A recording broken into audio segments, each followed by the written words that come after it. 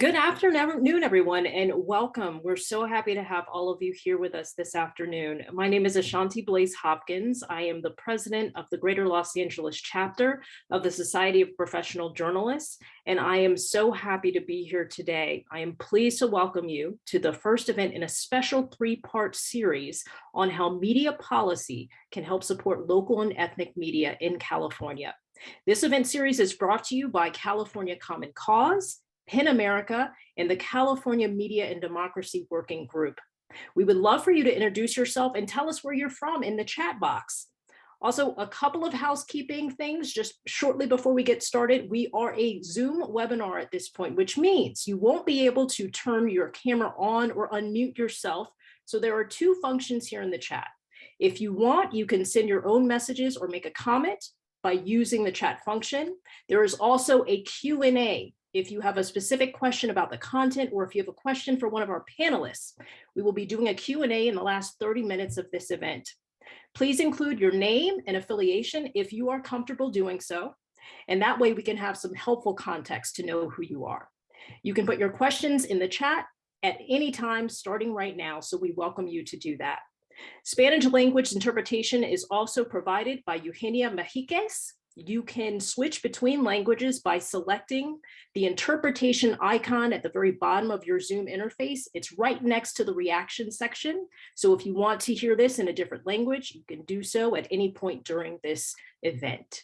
This event is also going to be recorded. So if for some reason you have to leave, or if you have someone that you would like to share this with, we will have a recording for you to be able to do that when this is all over. Following the conversation, we would also be very grateful if you could fill out a very brief survey so that we know how we did in this event.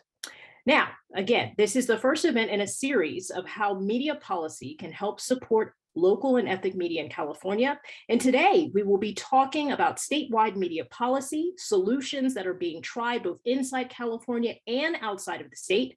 We have a great panel for you today, from experts and leaders who are advocating for local and ethnic media at the statewide level.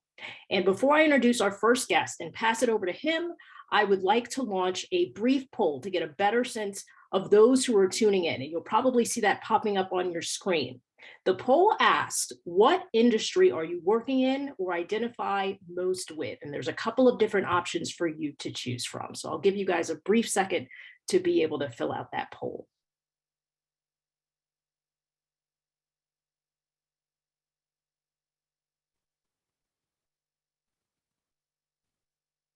Okay, so now we are going to go ahead and pass it over to Joseph Gatasho to talk about the media policy landscape. To save time and leave room for discussion towards the end of our event, we are going to put all of our panelists' bios in the chat so everyone can read them at their leisure. Joseph is the Media and Democracy Program Director at Common Cause, where he leads campaigns to engage the public and policymakers on key initiatives, including promoting an open internet, fostering competition in the media marketplace, and ensuring broadband access for all Americans. Joseph.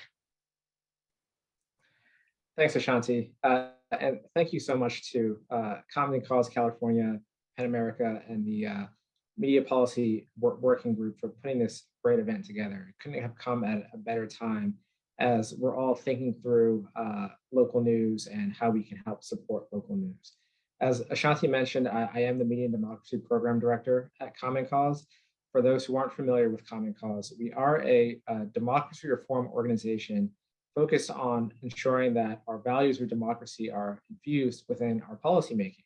And we really believe that the media plays a critical role in our democracy in terms of informing the public, providing news and information that communities need to make informed decisions about our democracy and to civically engage.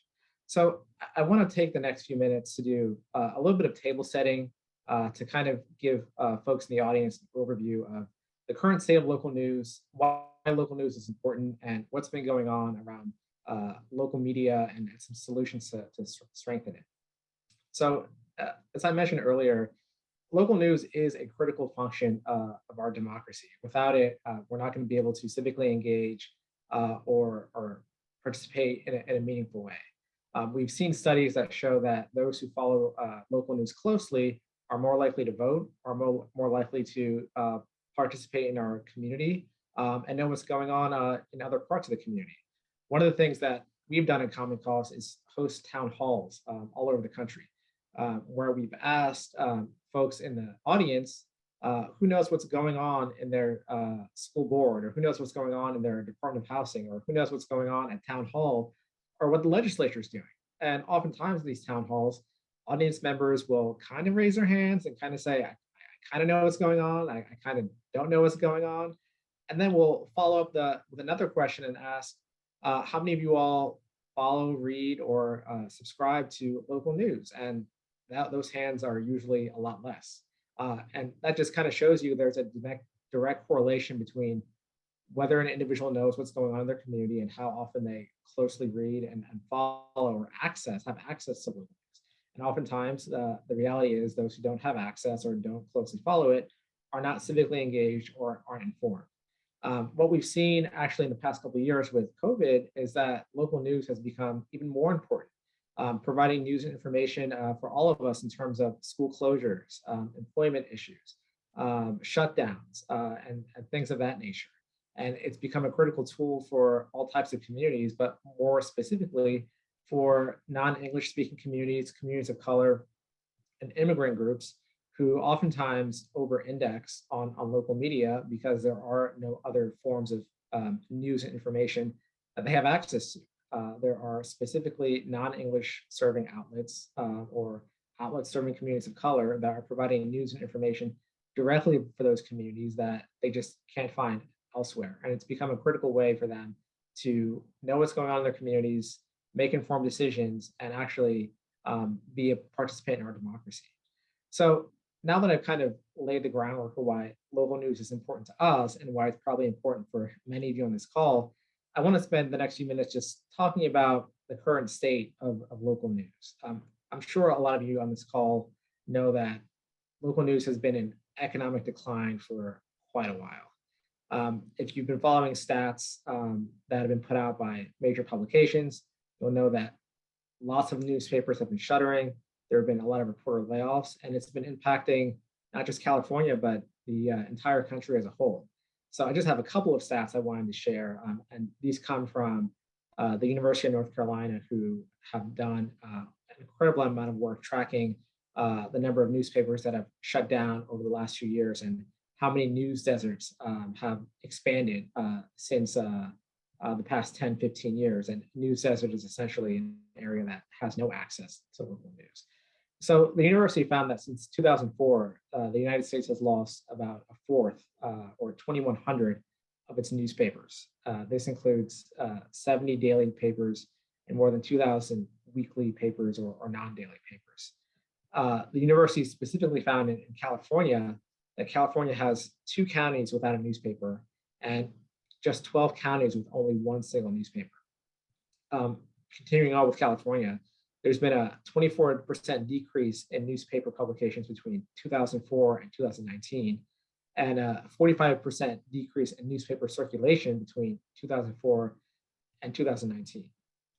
Many of these publications are really impacting low-income communities, communities of color, and those who are really over-indexing on local news as their main source of news and information.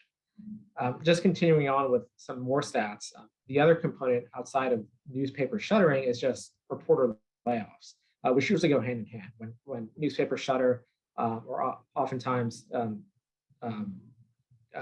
diminish, it goes hand in hand with how reporters are treated. And the stats are pretty dismal here too.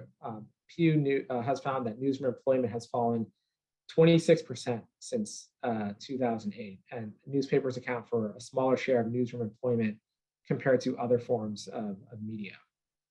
The number of reporter layoffs has only escalated during the pandemic, and other reports have shown that at least 6,000 plus news organization workers, which includes both editorial and non-editorial staffers, were laid off beginning March 2020 through August 2021.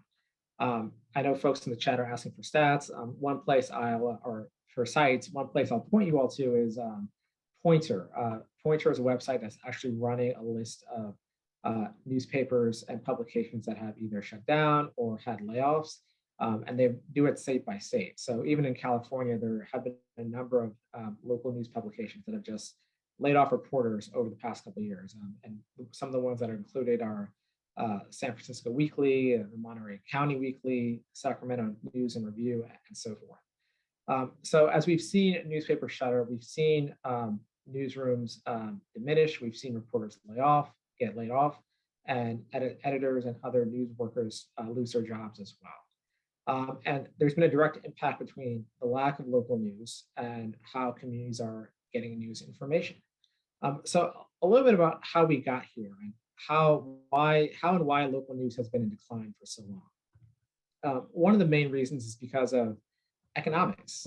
A lot of newspapers have been primarily relying on a business model that uses advertising to generate revenue.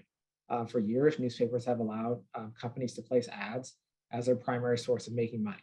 Unfortunately, that model has diminished, for lack of a better word, the past several years. The challenge is that there are alternate forms of communication. Social media platforms have grown, and with that growth has been a correlation between the lack of advertising revenue. A lot of that advertising revenue is going to platforms, it's going to other sources, and that's significantly impacted the ability for newsrooms to make money. And that model is just unfortunately unlikely to come back. But more about that in a second. The other big piece around how we got here that I want to talk about is the impact of consolidation. Consolidation is essentially where major companies, corporations, and private equity firms have bought up newspapers and other local news outlets, whether we're talking about broadcast journalism, radio news, all of those have been bought up over the years, to the point now where we have a handful of conglomerates who are owning much of our local media ecosystem. And those conglomerates, unfortunately, just don't have the needs and interests of communities at heart. Oftentimes, they care more about the bottom line, more about generating revenue than reporting on news and information or engaging in the reporting that we need for our democracy. And what that usually means is there'll be more reporter layoffs, there'll be newsroom shuttering, and oftentimes sharing of resources. Even in California, there are major private equity firms that own a lot of the major local newspapers in different parts of the state. So groups like Alden Global Capital or McClatchy, who some of you may have heard of, are huge private equity firms that have specific strategies to cut costs more than anything else. And so we've seen at papers like San Francisco Weekly, Monterey County Weekly, that are owned by these private equity firms, a significant cut in reporting, a significant cut in newsroom staffers, and so forth. So these are the two big prongs, one being the economics of advertising revenue, and two being consolidation and private equity ownership that have significantly caused the decline of local news over the last few years. So a little on solutions. This is an area that Common Cause California is leading on, working in conjunction with many coalition partners to figure out what are some of the solutions that we can put forward that can not just revitalize local news and help them function during these economic times, but actually strengthen them in a way where they're more responsive to community needs, more responsive to marginalized communities, people of color, low-income households who over-index on these outlets for news and information. And I'm here to tell you that we don't have all the answers, and there is no silver bullet approach to how we address the local media crisis, but there are a handful of solutions that I know our panel will talk about shortly. And I just want to highlight a couple of them to give you all an idea of at least where we're coming from and where Common Cause California is coming from. One is the direct funding model. This is an approach that has been experimented on in various ways that we'll talk about in a second, but figuring out if we have funding on the table, can we allocate it to local news outlets in a way where it's equitable and can specifically fund newsroom activities. It's really reliant on making sure that there is a pool of money available and that money gets transferred in a way that is efficient and equitable. The other is, how do we transition from this commercial model of local media? I touched a bit around how even in the old days, commercial media was not necessarily responsive to community needs just because they cared more about the bottom line. And if we're going to transition to or help local media, can we transition in a way where they're no longer reliant on advertising revenue, but are reliant on other means to generate money to help the public? So whether that's the nonprofit model, the co-op model, can we think of public policy solutions where we are helping corporate media, commercial media transition to other forms of news and information? The last quick point I want to raise is there is a growing danger of disinformation from the lack of local media, where the groups I mentioned, the marginalized communities, are directly being targeted and impacted by disinformation because of the lack of local media that they have access to. And so any type of policy solution should try and figure out how we can make sure that we're combating disinformation, combating harmful content, while making sure that we are targeting specific funds, resources, or local news outlets specifically to these communities to make sure they are getting the news and information that they need. There's a lot more there that I can jump in on, but I know we have a great panel that's going to be discussing a lot of these. So I want to turn it back to the panel, and happy to be a part of this conversation. Joseph, thank you so much. I think this gives us a really great foundation to start this conversation. And so let's go ahead and start it. Let's start the conversation about statewide media policy solutions. And we have gathered an amazing group of panelists today that have offered to share their expertise. But we also want to hear from you. So if you do have questions, you can put them in the Q&A section. If you have them for our panelists, if you want to share things, the chat is also there. Please go ahead and start putting those questions in the Q&A section box, and we will get to them later on in the session. Now to the panelists. As we said, that we shared the bios of all of our panelists just to save time in the chat. So they are in the chat, but I do want to at least introduce them by name. First, we have Julian Doe of Ethnic Media Services. We have Mike Rispoli, Senior Director of Journalism Policy at Free Press. We have Rashad Mahmoud, Co-Director of the New Mexico Local News Fund, working to support local journalism.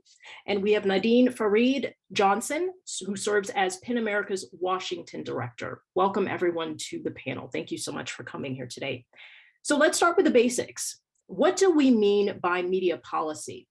And what is it? And give us an example of a media policy action, whether it is one you have worked on yourself or one that you've seen coming from other states.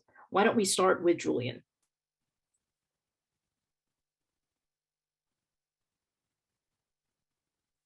Julian, you're muted.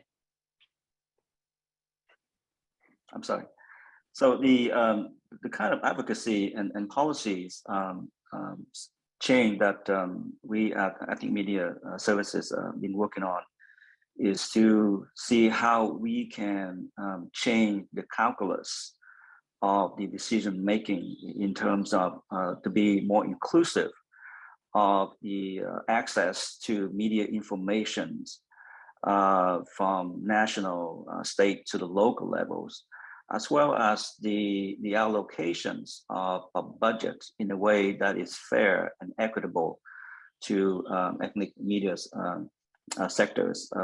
For example, during the time of the pandemic crisis, all of us in the same boat, we are suffering from these dangers. And yet the only way out of this danger is that all of us work together, all of us get the same information and get vaccinated and so on.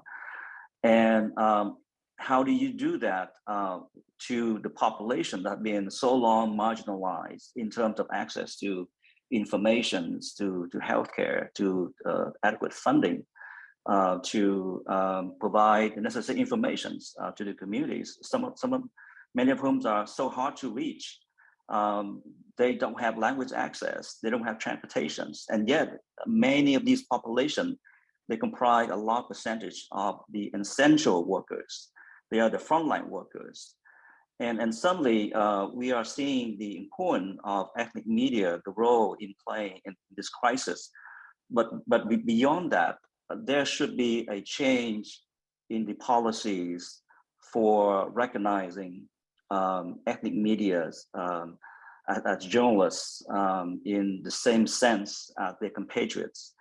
I'd say that I used to work in the financial sector. There's no such thing as ethnic investors, no such thing as ethnic financier, or even in high tech, there's no such thing as ethnic social software engineer. But strangely, in the media sector, we have a subcategories. You work for a Spanish language media, you are called Latino journalists. And because of these classifications that is impact national states, when it comes to distributing information to the population, they tend to be the afterthought. And if there are information specifically to reach out to ethnic communities, it tend to be a separate group. So that's one of the many policies that I think media services are trying to change. Nadine, I would love to hear your take on this. Sure. I would define media policy pretty broadly, actually. If you're looking at the research on media solutions for and possibly regulation concerning a range of public-facing communicative processes. In terms of what we've done here at PEN America, we have been working with a bipartisan, bicameral group of legislators at the federal level for what's called the Future of Local News Act. You'll hear me talk about this a lot today. And in that act, we call for a congressional commission to develop concrete recommendations for how the government can better support a free and independent local press. And that act came out of actually a recommendation from PEN America's report called Losing the News, which we put forth in 2019. Mike, I saw you try to jump in, so I want to give you an opportunity to respond to this question as well. Well, I mean, first, thanks everyone for having me. That was me accidentally pressing my unmute button, but I appreciate you calling me into the conversation. So I think what's really important, you know, for folks to understand, because I'm a former journalist, and, you know, I went to J school. I didn't learn a single thing about media policy. I learned a lot about writing and inverted pyramids and sourcing and things like that. But you know, unfortunately, media policy is not necessarily a thing that's taught within journalism circles. So I'm really happy that we're having this conversation today, because you know, historically, you know, U.S. media policy, with a few exceptions, you know, historically has really, you know, helped create the system that we have today. I mean, for all of the things that we love about it, and for all the things that aren't working, or the things that you know, have created harm in communities. And so it's kind of always important, I think, for us to think about, when we're having this conversation around the future of local news, we need to be talking about policy, because government action has always underlies how the media system functions. In a lot of ways, it's kind of indirect and out of sight from the broader public. And I think one example of, you know, probably one of the more like significant pieces of media policy legislation that have been passed, you know, in the past decade or so, has been the New Jersey Civic Information Consortium, which, you know, I had the fortune of working on and leading the campaign in New Jersey to pass that. And I'll very quickly explain what it is, but much more interested in kind of talking about this point of advocacy. So the New Jersey Civic Information Consortium is an independent nonprofit that receives public funding and invests it into strengthening local news and to help communities get the news and information they need to better participate in democracy. And you know, that piece of legislation that was passed in 2018 was the direct result of thousands of New Jersey residents taking action in support of it. People signed petitions, they made phone calls to their lawmakers, they showed up for lobby days, they went to committee hearings. And this wasn't just journalists or people in the media space. These were people from all walks of life in communities around the state who were directly impacted by the loss of local news. Whether that was historic, or rather if that was more recent with, you know, different consolidation that's been happening, or historically communities that had really been ignored or in some cases maligned by local news coverage. So when it comes to media policy, you know, this is something that should be inclusive of both, you know, journalists and the communities they serve. And I think the New Jersey case is like a really good example of how, when you get organized around an idea, that you can actually change media policy. And right now, the consortium is investing, you know, government money into supporting local news projects, into addressing news deserts in the state, in diversifying the journalism pipeline.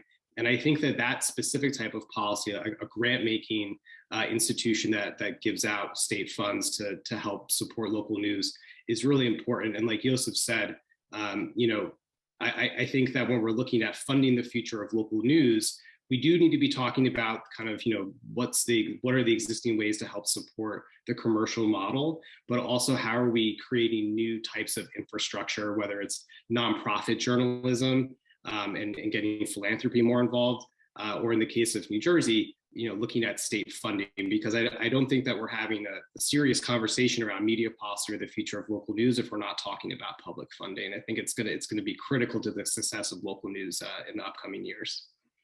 I think Mike brings up a really good example in the New Jersey Civic Information Consortium. Rashawn, I would love to hear, one, your take about media policy, but also to talk about some of the gold standards that we have within media policy that we should be looking at. Sure. Here in New Mexico, we're inspired by the work of the New Jersey Civic Information Consortium. We met with Mike several times. Thank you, Mike, for all your advice and suggestions and thoughts. And, we started brainstorming about what could public policy supporting local news look like in New Mexico. And so we've had several conversations with legislators here, with community members, with community organizations. And in terms of, finding a balance between the possible and the ideal, the path that we're pursuing is support for a fellowship program. That we have an existing model that is really successful, where we essentially fund recent graduates to be placed in newsrooms around the state. And it meets a bunch of needs. It supports the next generation of young journalists in New Mexico, many of whom are people of color. It provides resources to especially a lot of smaller newsrooms scattered around the state. I know California has a lot of rural areas that are underserved in terms of their news needs. And so I think making sure that there are solutions that target both high and low population areas is crucial. And ultimately, it's about equity, right? Should a community not have access to local news because they're lower income or because they're smaller and more rural and they can't economically support a for-profit local newspaper? No, they need access to information and news so that they can be aware of what's going on with their local government and, just that sense of community that local news provides. So I think for me, in terms of designing a gold standard policy, obviously equity concerns are super important. The population distribution is super important, right? Like supporting local news in a part of LA that may be underreported on by mainstream media is very different than supporting local news in a rural community that has no source of local news at all, right? So I think it's challenging because you want to tailor your solutions to the local context, but at the same time, potentially come up with statewide solutions. So, yeah. I would love to shift the conversation more specifically to the state of California. Julian, what are some of the unique challenges that you believe ethnic media face here in California? And what do you see as the state's role in helping the sector grow and sustain and thrive?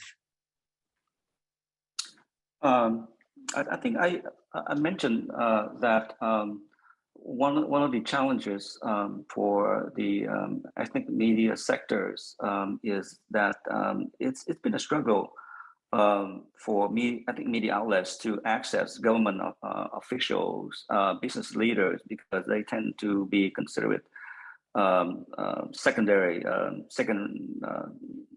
citizen within the sector. So that has to be changed because we see how crucial, important ethnic media sector is, and right now the ethnic population are being so inundated with misinformation and misinformations about what is COVID, why vaccine will be harmful to you, and the disinformation would be to manipulate them into thinking that they can get into certain traps, certain financial scam, as well as to move along certain political lines. And it's extremely difficult to combat these mis and disinformations, because they are in various channels, they are in different languages, and they are delivered way in cultural nuances that are so effective, targeting these communities. And right now, California, the demographic is that the minority population, the combined minority population, they're actually the majority. So when you have such huge number of people exposed to this information, so the ethnic press has to be armed with the tools, with the resources, so they can combat these misinformation. So this is just one of the challenges that the ethnic media sector is facing. I know that right now in our state legislature, Senate Bill 911 is currently just passed out of a committee. It's going through the process within the state legislature. Specifically, Mike, I kind of want you to address this particular issue. If you could explain a little bit to give people context about SB 911, what it's supposed to do, and where do you see this? Where do you see this kind of helping the situation here in the state of California when it comes to sustaining local and ethnic media? Sure, it's a good question, and first I want to thank California Common Cause and PEN America and many of the other folks who are on this call who are actively working on this bill, and in many ways we've been able to help kind of support that work and kind of track what's going on in California with our allies there. So SB 911 would create the California Board to Fund Public Interest Media, modeled in a similar way off of public agencies that do grant making, like an arts agency, for instance. It would create a public agency made up of a board of 15 people appointed to it to invest state money into local news organizations. And it would be a 5-year pilot project with $50 million over those 5 years. So, a pretty significant amount of money for that type of pilot program. And I think what is really exciting about SB 911 is that it's a policy that's kind of modeled off of something that we already know works and that people have a familiarity with, like arts agencies and kind of other types of government agencies that do grant making. And I think it's also a recognition from policymakers that steps need to be taken to address the loss of local news in the state and the kind of growing news deserts in California. There are some similarities and some key differences between SB 911 and the Civic Information Consortium. Like I mentioned, SB 911 would be a public agency, whereas the consortium is a nonprofit, independent nonprofit that receives state funds. And so one of the things that is in SB 911, but I do think we need to continually make sure that it's strong, is that there needs to be language in the bill, which again is already there. But we do need to think about this firewall between the state and the grantees of the board. It's really important when you're talking about using public dollars around local journalism that there are firewalls and safeguards in place to protect editorial independence. And we certainly did that in the case of New Jersey. And I think there's some good language in SB 911 that does just that. I think another key difference between the consortium and the California Board to Fund Public Interest Media would be that the consortium itself is much more focused on what we called or defined as civic information or community information needs, and doing grant making to do that. So certainly that includes local news organizations, but isn't exclusively just that. We've given grants to libraries, we've given grants to educators, we've given grants to people who train youth around multimedia, whereas SB 911 is really much more focused on dedicating California money to local news organizations. And so probably exclusively, journalists or people who do, that type of news gathering or reporting. I think again, in terms of policies that are being introduced, not just at the state level, but even at the federal level, SB 911 is, much more forward thinking. And I think much more trying to address some of the underlying issues in local news markets right now, which is that there's a lack of revenue to support the expensive production of high quality accountability journalism.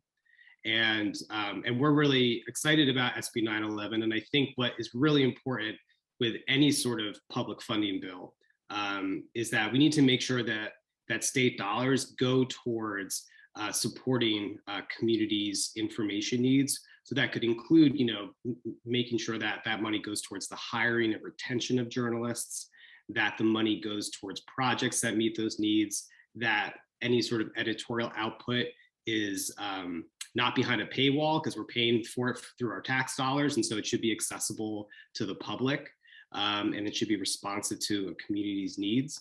And so I think where it's at right now, like you mentioned, it just got through its first committee. It's got another committee. There's a hearing in a couple of weeks. The Senate Appropriations Committee is taking it up, I believe, on the 18th of April.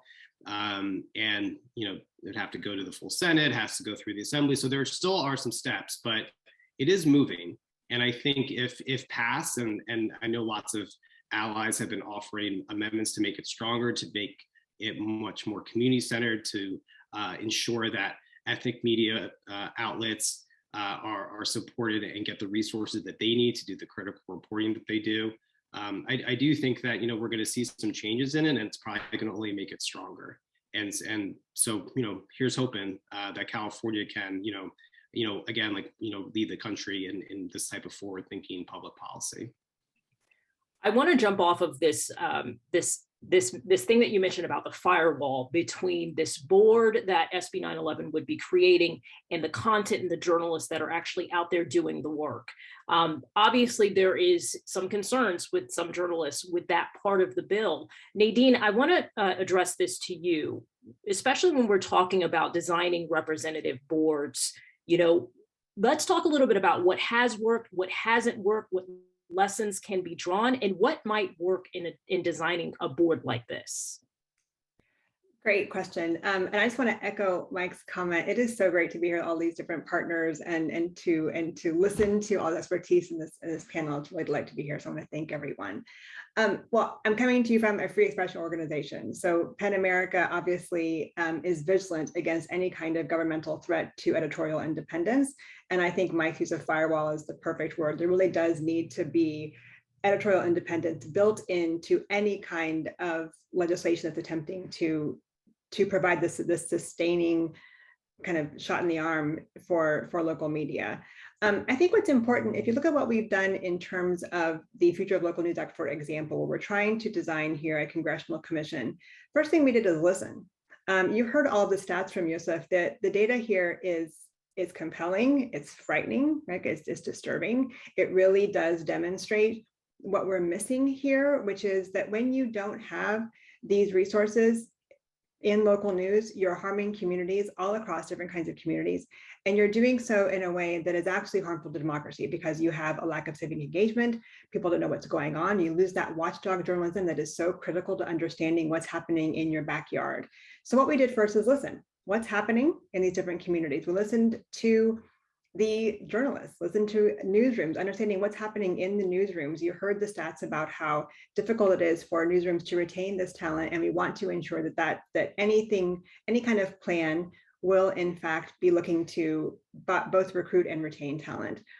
We also, and you've heard this mentioned by others, we looked at the role of philanthropy and we looked at the role of government. I think when we think about editorial independence, oftentimes we think, well, there can't be any kind of government involvement. But the truth is the US government does fund commercial media, and it has obviously funded public interest media for quite some time. So it is possible to have that firewall and to continue to ensure that local media, local journalism is treated as the public good that we at PEN America believe that it is, and that it can be funded accordingly.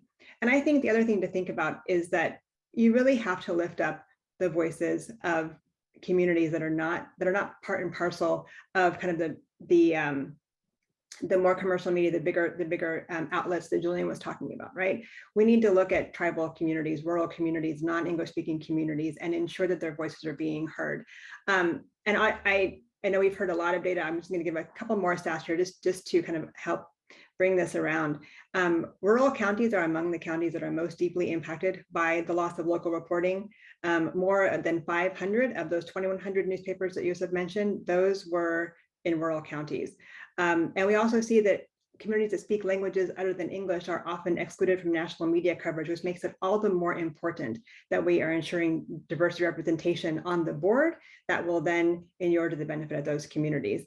And we also have data that shows that tribally owned news outlets are often dependent on tribal governments for funding, but there is a perception that there is not sufficient independence in that vein. And so it's another opportunity for us to take a look here and ensure that we are in fact protecting editorial independence for those outlets as well.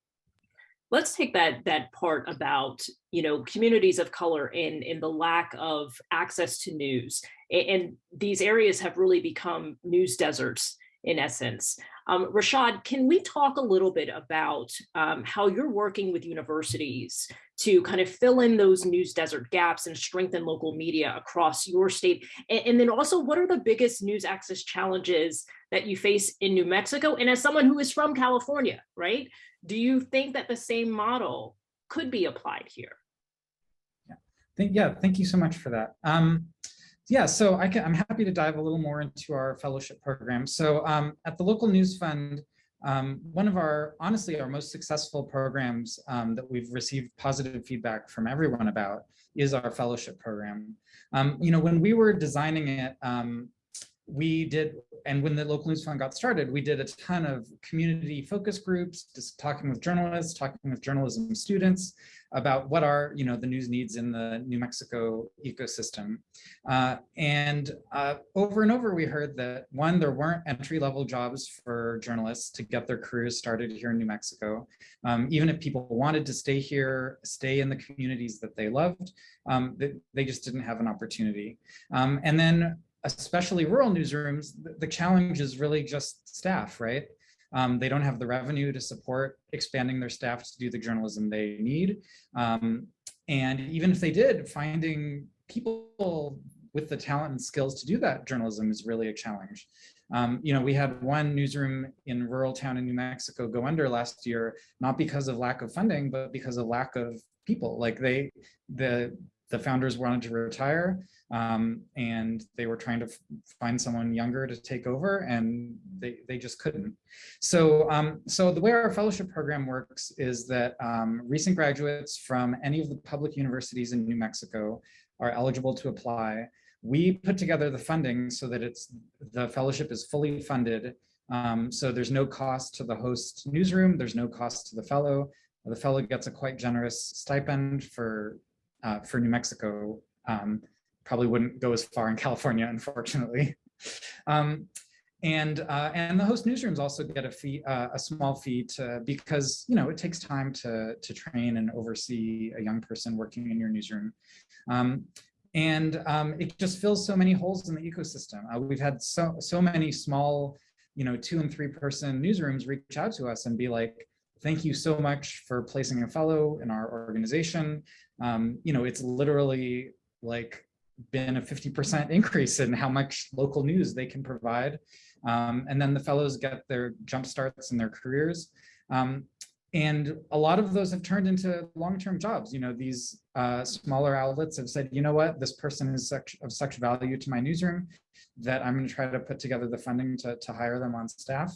One of our former fellows recently bought a home in a rural community that she found a job in, which is great. And in terms of California, yes, I think the lessons from New Mexico are directly applicable. We've talked several times about the needs in rural parts of California, how many counties only have one or no source of local news. And I think this type of fellowship program would be a potentially applicable model, especially because the California public university system is such a powerhouse that there's real potential for some sort of partnership there I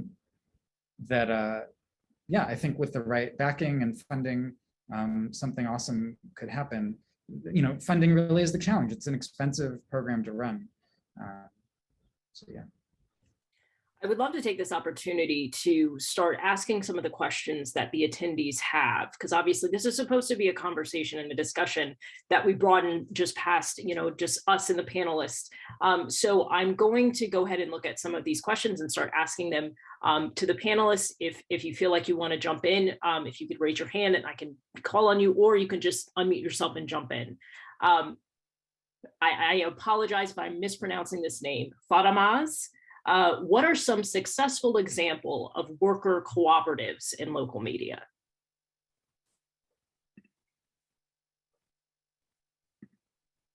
Does anyone want to take that one on? Julian.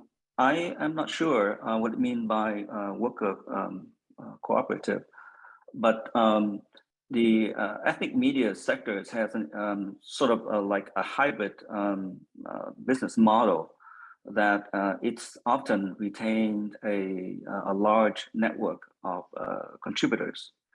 And so if there is a health crisis just occur, then they would have a health reporters to call on, or from that area to cover the event. Cooperative in a sense that should they be cooperating with the local CBOs who are working on these issues?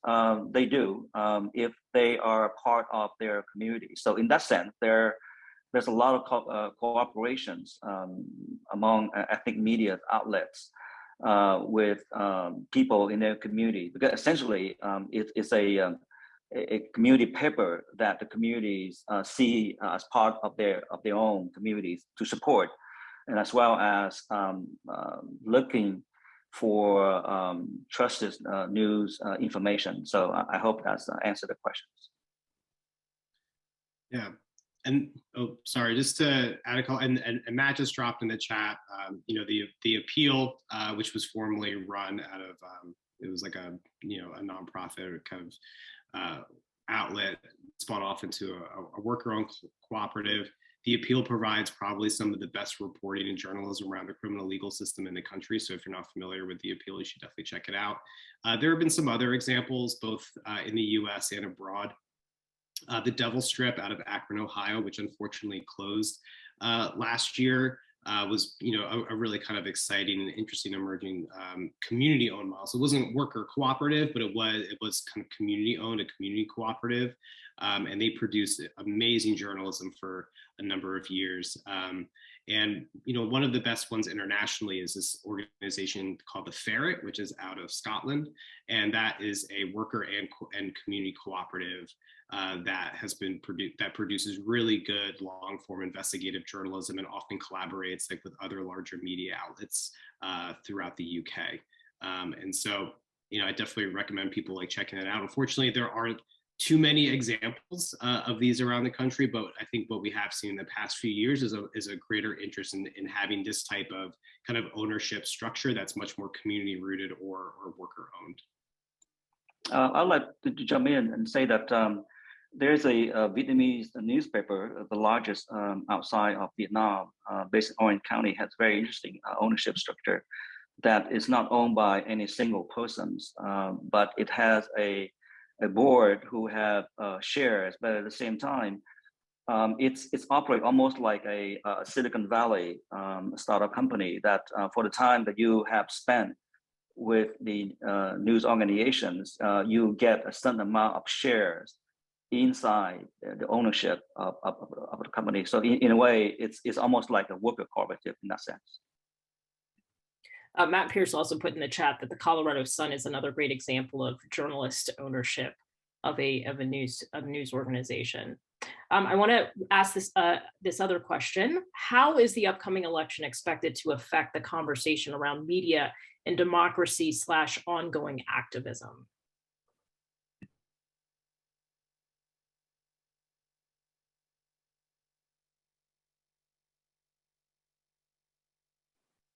I can start by saying that it's already happening in many ethnic communities because of the misinformation and the disinformations that has been, there's so much divisions during in the past administrations and during the pandemic, that people have aligned themselves with certain political positions, and because of the stake of the midterm elections coming up, there's been a lot of information already directing people to vote a certain way. So it's already been well underway.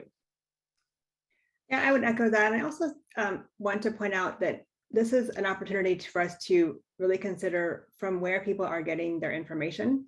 So many people get information from online sources. Often the sources are not vetted.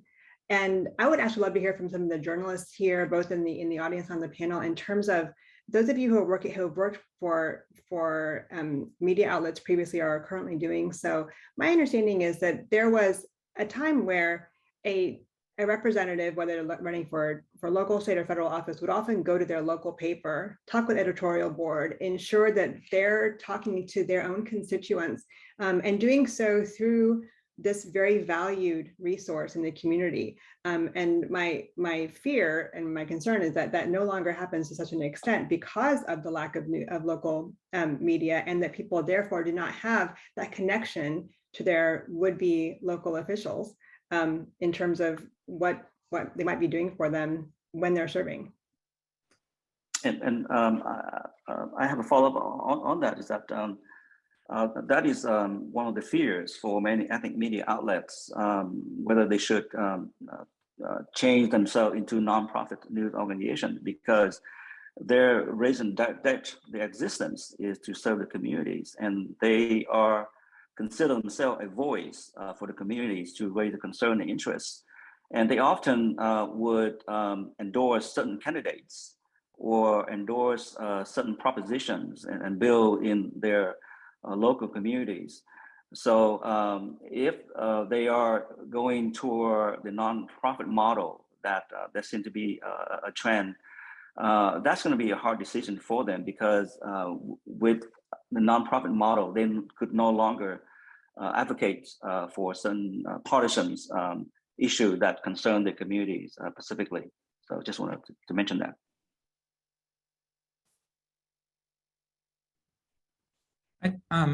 I can just say anecdotally from my conversations with journalists, at least here in New Mexico, there is definitely a trend of politicians sidestepping local media, refusing debates, and essentially focusing on direct engagement with the public through social media and other forms. And that's both, I've seen it in both parties, especially incumbents with very high chances of being reelected have almost started to almost completely ignore media here in New Mexico, at least, because they see it as only only something potentially bad could happen to them, right? So why take the risk? And then, yeah, it's a challenge and an issue. I would almost take it a step further, Rashad, and say that I think some candidates have taken the opportunity to use social media to vilify the media, and tell their constituents or their followers or their potential supporters that you don't need the media. You can just come straight to me via social media and cut out the middleman. And I think that that can often be dangerous as well. I want to go ahead and ask another question from the attendees.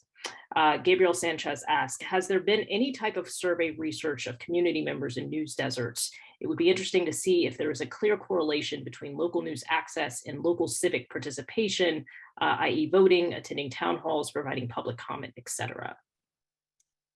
Yeah, I would, it's such a great question. And I think, I appreciate you asking it, because I think often in these loss of local news conversations, we're centering the wrong folks, which is that we tend to center the journalism industry and not the communities that are impacted by the loss of local news. So I'll drop it in the chat in a second, but there's been a lot of roundups of the research and the data about the impacts of the loss of local news around the country, and I'll share that. But just to kind of provide some highlights, from all the evidence that's been kind of collected so far, I think it's pretty clear to say that when local media is deficient or disappears altogether, civic participation drops.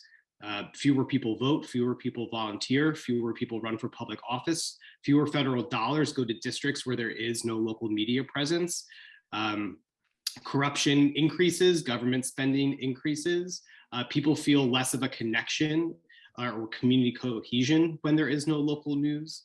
And so, and another thing that's related to this previous question around elections is that we know that when there is no local news presence, political polarization seems to increase, probably because people get their information from national media outlets and the framing of those conversations, which are very different from political conversations at the local level.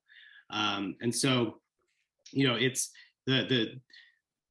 I think that what that data is very clearly showing is that there is an impetus around for policymakers to take action to pass really sensible community-centered media policy.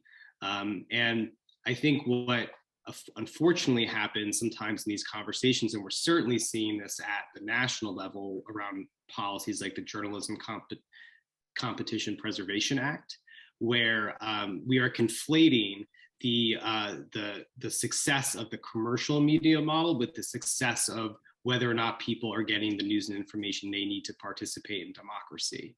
And unfortunately, a lot of policies tend to center industry, which you know, is understandable. They're big lobbies.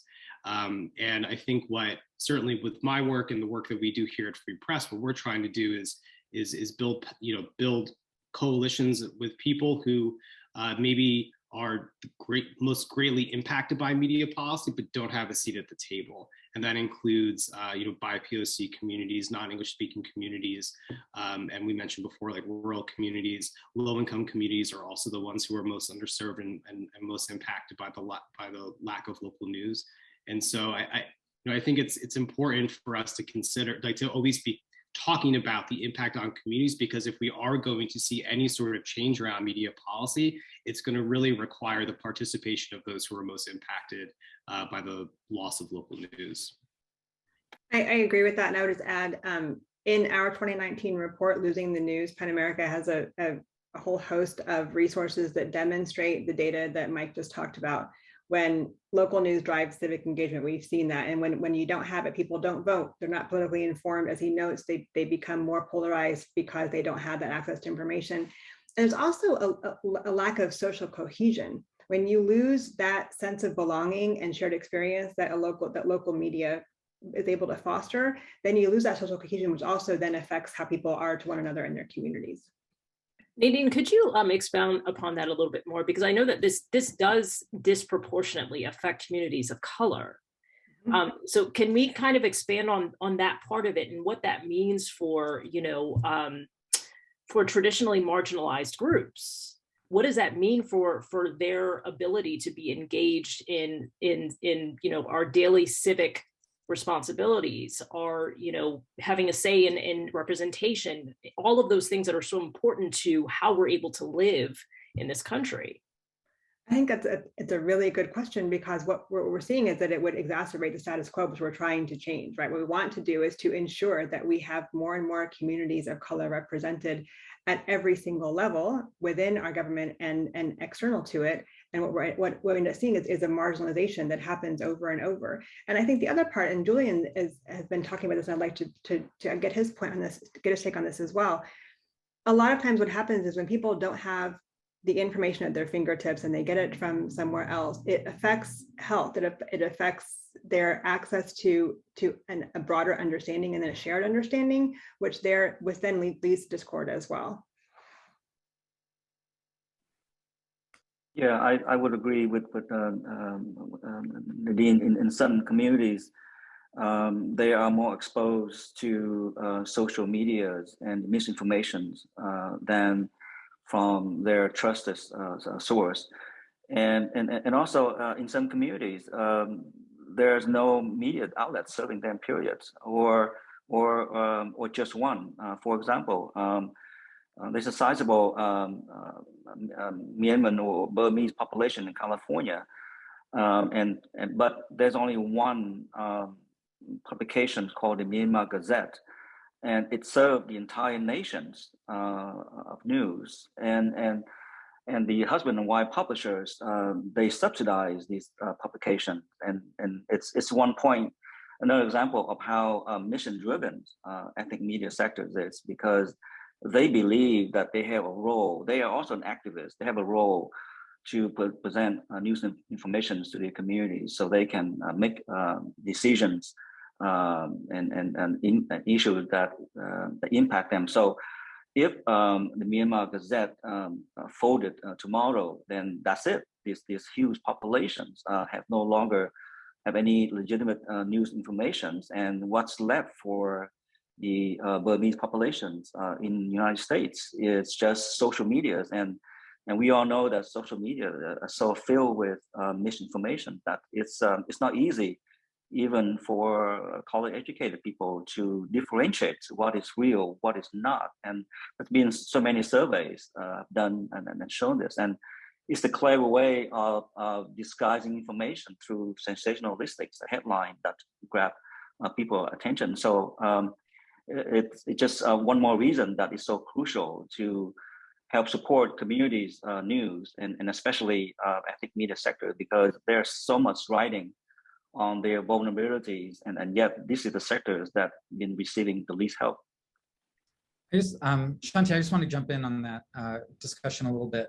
I think we've talked a lot about some of the challenges, but there are a lot of interesting experiments and solutions that people are doing on these fronts, right?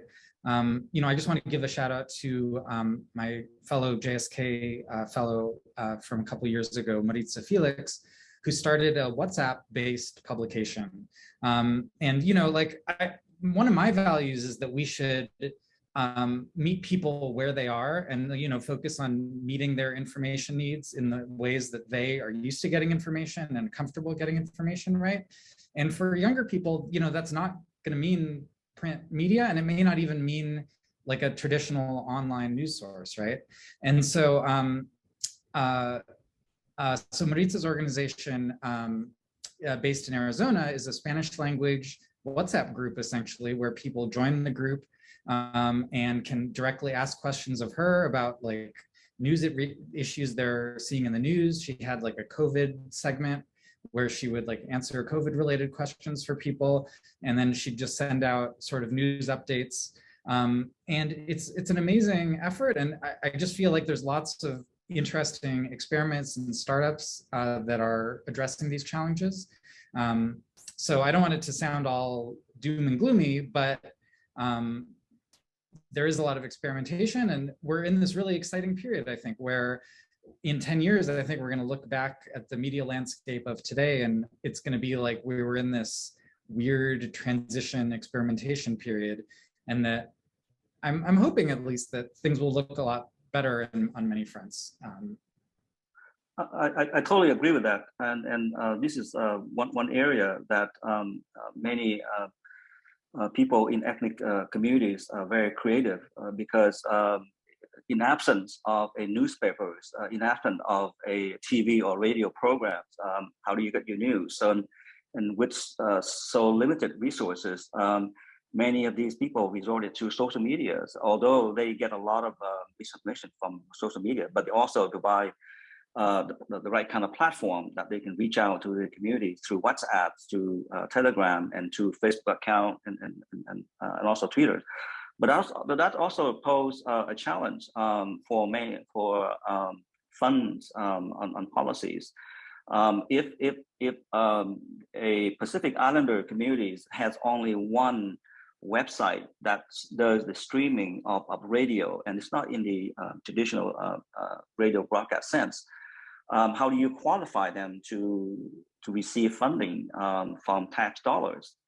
And so in a way, we really have to be flexible. There's a way that you can vouch for these creative platforms to reach these communities.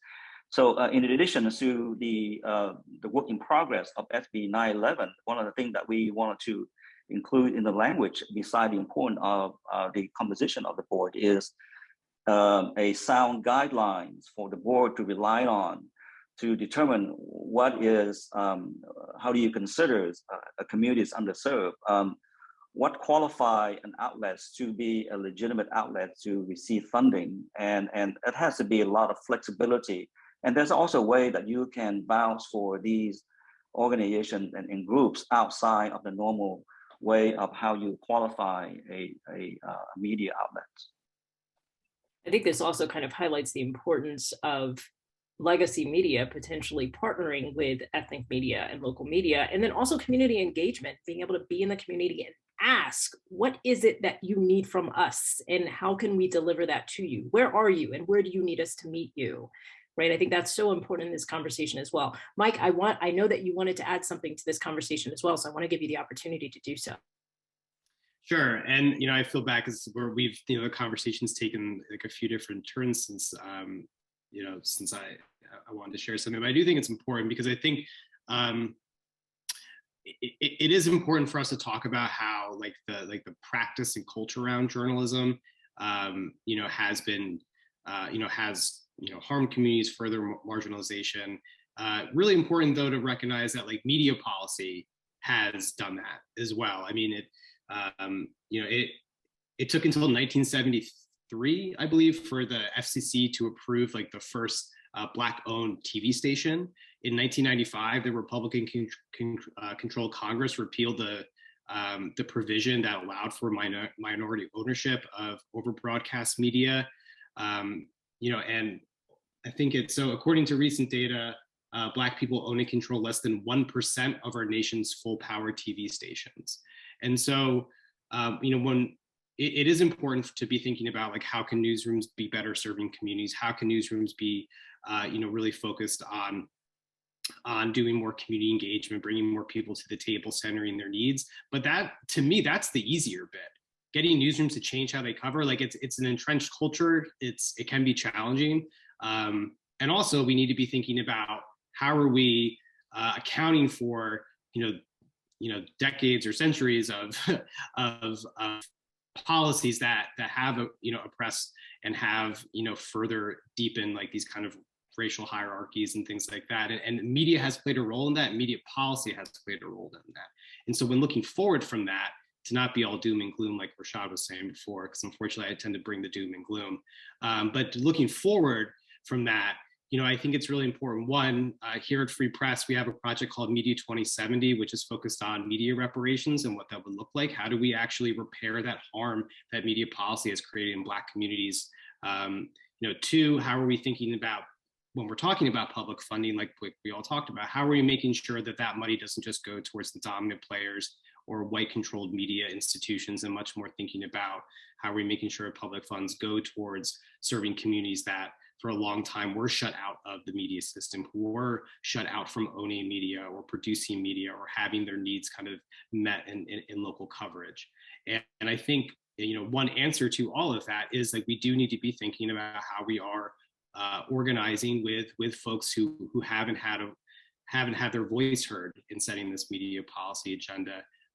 And while many journalists feel uncomfortable sometimes around sitting out on these policy conversations or about organizing, I do think it's really incumbent amongst journalists to be thinking about how are they advocating for a media system that doesn't just pay them a fair wage, that doesn't just support their journalism, but also how it better serves community. And any sort of progress we have seen in this country around media policy has been when journalists and communities have come together to organize to change what those policies and laws look like. That's such a great point. I think oftentimes journalists are, we are trained in our craft and we are trained to not be the story, right? So it is often, no, we can't get involved, even though it affects us. But there does come a point where we do have to organize and we do have to come together to make sure that we affect change in policy, right? SB 98, I think, is a perfect example of that here in the state of California, where we pulled together a coalition of journalism organizations and advocacy groups and media unions to say, no, this has to change because it affects the way we're doing our job and it affects our democracy at the end of the day, right? And the access to information.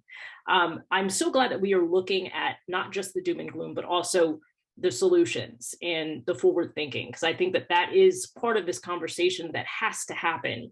I want to ask another question from the attendees. What are some ways that media and democracy issues in California are different from national issues? Are there problems or hurdles unique to just California?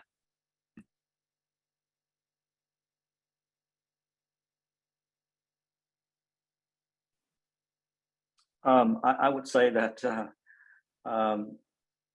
it's hard to communicate information and report on different communities in the traditional sense, because California is so diverse. In any given day, there's more than 200 languages spoken in the states, and the rural area is really different. You can have a new desert within a large county like LA, about 10 million people. I didn't know that until recently, that one of the largest Native American Indian population is actually in LA County, but there is no Native American media serving this large population. There is one publication in San Diego, and its reach is quite limited. So that is a challenge uniquely for California, given the demographics, diversities, and the spread of the populations, and the nuances within the different cultures. Even though I'm not in California, I'd just like to shout out that, I mean, California is essentially a country, you know, when you think about it, right? In terms of the number of people, the diversity of where people live, the diversity of environments, the diversity of the population itself, right? And so I think the unique challenges, you know, as Julian said, is that the news needs in different parts of California are so different from each other, right? That you really have to tailor things to the local environment if possible. And when designing statewide policies, I think the challenge is, how do you tailor things that will both meet the needs of people in the Inland Empire and Los Angeles and you know, Fresno and like the Central Valley. So yeah. I no longer live in California, but I had the pleasure of living and working there for a couple of years. And I think to Rashad's point, it's really important that we ensure as much as possible representation on these boards, right? And to Julian's point, no community is a monolith, and we have to be respectful of the nuances that exist, and to ensure that we are really listening to people from different backgrounds, who have different professional experiences within media and outside of it. To labor, I saw a couple of points about making sure that labor is included. I think that's important. It's part of our proposal as well. I think it's really critical that we look at the diversity of voices and ensure that they are being heard, so that whatever comes forward in terms of this hopefully sustainable funding is done so in a way that is taking those into account. Mike, I would like to actually go back a little bit to the New Jersey Civic Consortium, and I want to kind of expand a bit about how that model has worked, how it's functioning, and some of the lessons that we could really learn here in the state of California, and even across the country with that particular initiative. Sure.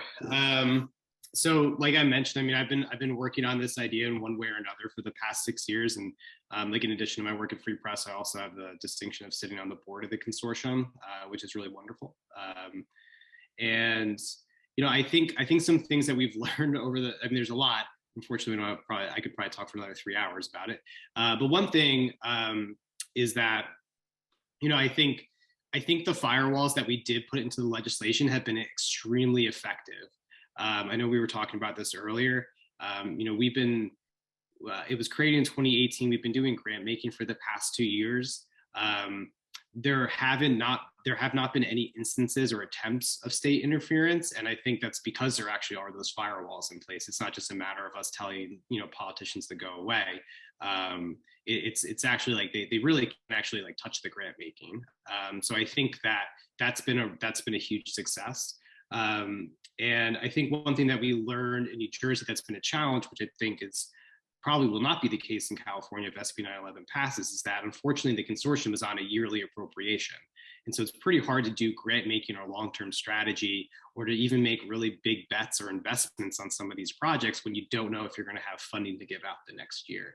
And so I think in the case of SB 911, it is exciting to see that there's a dedication of 50 million over 5 years. It kind of allows for the board to, to kind of plan out, think about how they want to do that grant making. And I think the other thing, and someone mentioned universities before. So the consortium itself is like made up of 6 public research institutions in the state.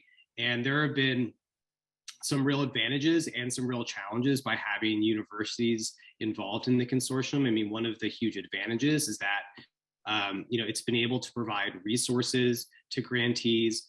In many cases, the grantees were just starting their project and they didn't have, for instance, like 501c3 status. So the university provided like a fiscal sponsorship so they could receive the grants. They've been able to provide back office support and student journalists to the grantees, research.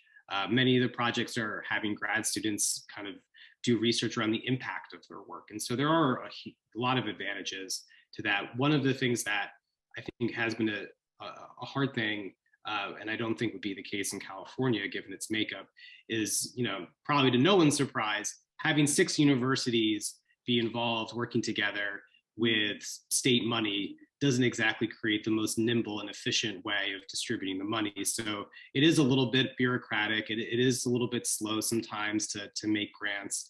But I do think that overall, it has been a real positive thing that the university has been involved. And I think we're seeing other states looking at creating similar consortium models where the universities are involved in that grant making body. And, I think the last thing I would just say too is, I think that one of the reasons why I feel like the consortium has been successful is that when we were kind of first thinking about this policy or this idea, we did a lot of community consultation. We held forums all around the state. The consortium itself held focus groups before it even started doing grant making all around the state in every single county. And I think that, one thing that we really learned is that it's really important when you're thinking about grant making and you're thinking about filling in those coverage gaps, is that you have a sense from people, not just, what the problems are, or like whether or not they're getting media coverage, but actually what's the best way to spend that money. Because in, like Rashad mentioned, every community's information needs are different. And I think that doing that type of public ascertainment and research and then tying that to the grant making has made the consortium's made the consortium's grants, that much more impactful. And I would hope to be the case that it would be the same for California. I just want a point of clarification.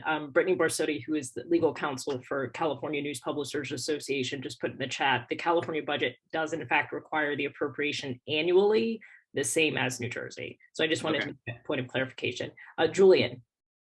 Yes, I just wanted to add one news about funding that is set aside for, I think, media sector in California. And that is a $10 million ethnic media grant.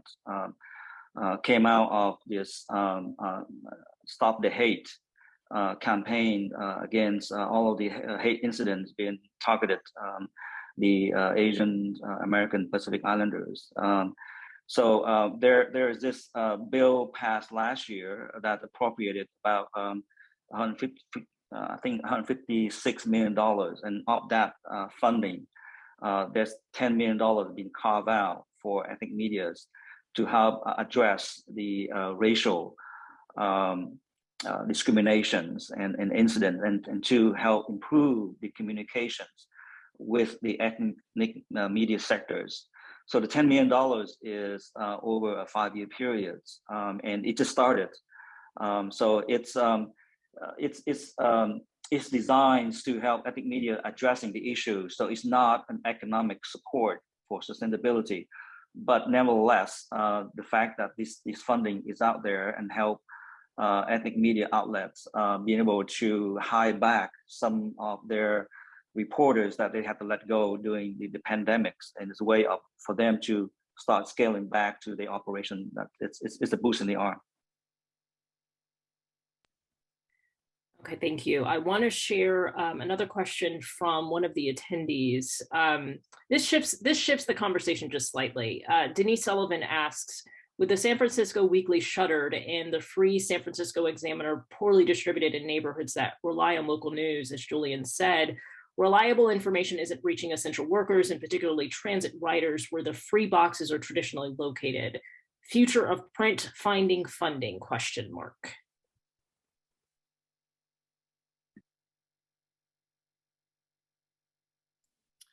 I think it's a good question. I think one, it's, you know, I think it's important to recognize that even if we're kind of seeing these like broader trends around print media, that in some communities, that is going to be the primary source of information or the most accessible way for people to act, you know, to get information about what's going on. Other communities, it may not be. And so, which is why I think we've been so much in favor of you know, some sort of public funding grant making body, because it accounts for the fact that each community has a different need, and maybe the way in which like news is delivered will change from place to place. I think overall though, around print, I like to be you know, kind of honest about it. You know, print media primarily made its money off of ads and subscriptions. That money's not there anymore. And so it doesn't mean that that's the case for every paper. It doesn't mean the case that, you know, you can't figure out creative ways to do it. But, you know, while the rise of the internet has created like a precipitous decline in local media, you know, with the data and research that we've done, you know, we've seen kind of a decline in circulation starting possibly as early as the 1950s with the advent of color TV, and certainly in the rise of cable. And so, you know, the more mediums there are for advertisers to go to, that's one more platform that's getting ad money that print media is not. And so, you know, I think while, you know, there are some real advantages for having news and information distributed on like a printed sheet of paper. Unfortunately, the economics kind of show that that's not going to be a viable business model moving forward, or as viable as it was in the past. And so I think we do need to, you know, continually to assess how are people accessing information, and making sure that we're meeting people where they are, as Rashad mentioned before. This is a complex issues for the ethnic media sectors. On the one hand, during the pandemic, many newspapers, ethnic media newspapers, cannot distribute their publications. They cannot do their drops at restaurants or Buddhist temple or churches, because even these institutions also require close during the lockdown also. And so a number of ethnic audiences had no choice but move to the online platforms. But this is where also this is the unique situations of the ethnic media communities, is that how can you make a successful transitions to the digital medias when you have such limited resources? And also second, how can you really generate income revenue from this platform when 85 to 90% of the digital ads are set up by the like of Google and Facebook and others, and with their traffic so minuscule, if they have to fully transitions to the digital platform, it's almost like a nail of death. But at the same time, we've done a survey, and many of our media publishers have told us that there's still a high demand for print medias serving the ethnic audiences, especially those in the rural areas where you still have the problem of digital divide. Not everybody is on tablets online, and they rely heavily on the copies that get distributed at churches, at their communities centers, and they get passed around. So the papers still play a very important role in ethnic media sectors, although they are aware of the looming that maybe the eventual effect that digital media is the way of the future. But at the same time, we have yet, even in the mainstream medias, we have yet to solve the issue of how can you really generate enough revenue to sustain your operation, for an online platform.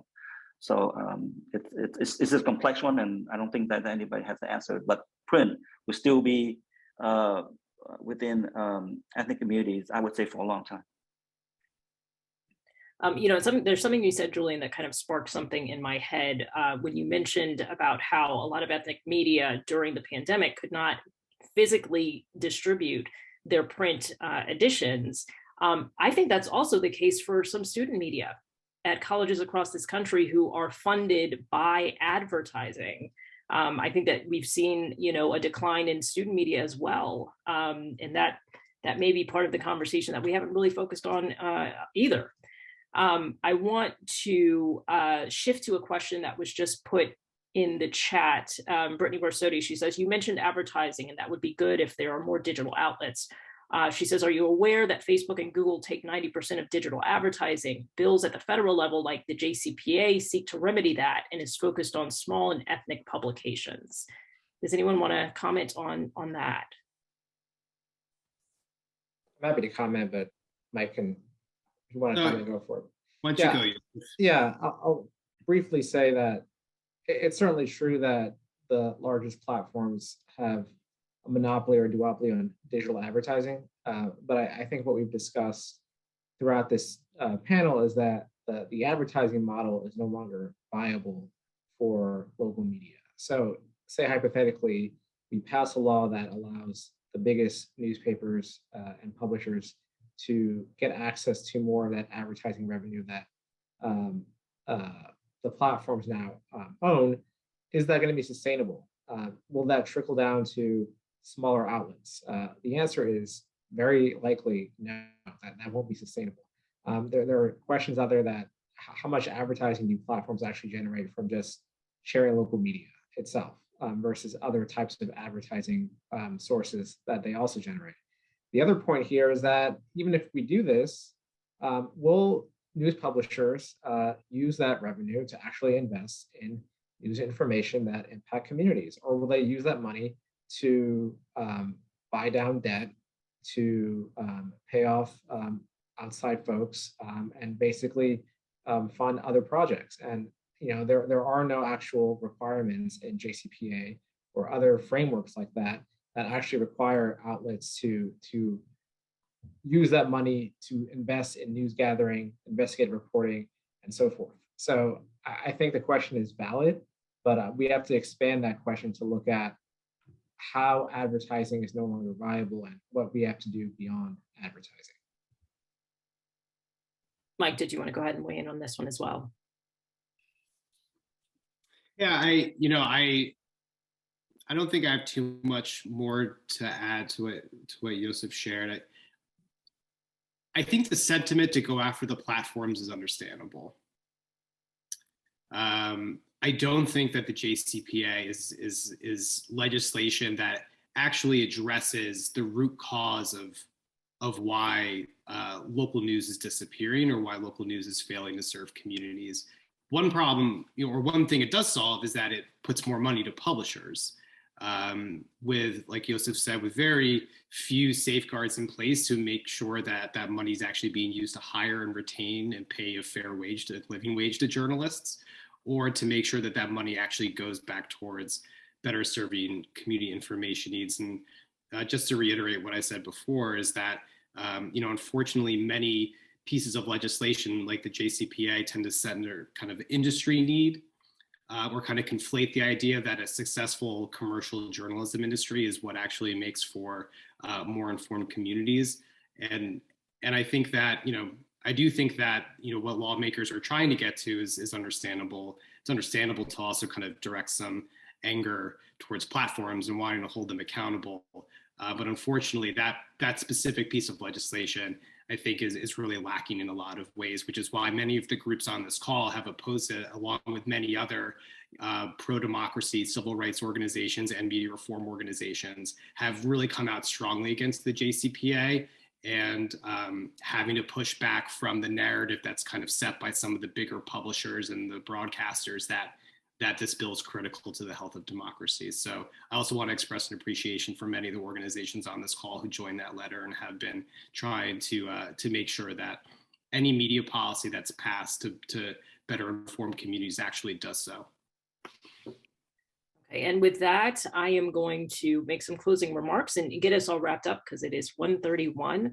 I just want to say thank you so much to all of the panelists, Yosef, Rashad, Nadine, Julian, Mike.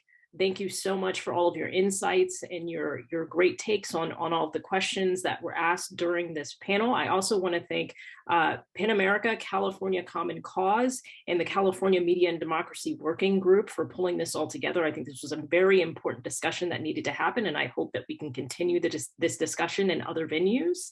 And then I also want to remind you, we're going to put a link to a brief survey in the chat. We would love to hear your feedback on how you think this whole event went. And hopefully we can take that information and apply it to future events as well. So again, thank you everyone for joining us this afternoon, and I hope you have a wonderful rest of your week.